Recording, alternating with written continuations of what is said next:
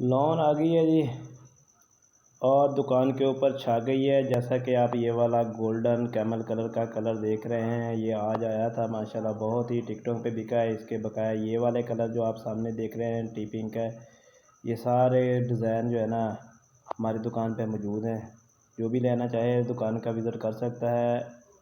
आप पहले आएँ और पहले पाएँ की बुनियाद पर ले जाएँ। अभी ये 10वां रोज़ा चल रहा है तो बहुत ही ज़्यादा इसमें कलर आ गए हैं माशाल्लाह और धड़ाधड़ सेल हो रहे हैं। डिज़ाइनिंग इसकी बहुत प्यारी है, कलर बहुत डिज़ाइन अच्छे हैं। ये लेमन कलर आप देखें हैं, पीच है, एक्वा फ्रोज़ी कलर है, पैरेट कलर है, रॉयल ब्लू है। ये लैनिक वाला कलर जो है ना ये तकरीबन सेल हो गया है। फ्रोज़ी कलर अभी पड़ा है, काला कलर भी इसी का है, बहुत हिट डिज़ाइन है। ये फिर आपको एक्वा दिखा रहे हैं, ये धानी कलर है, रेड है।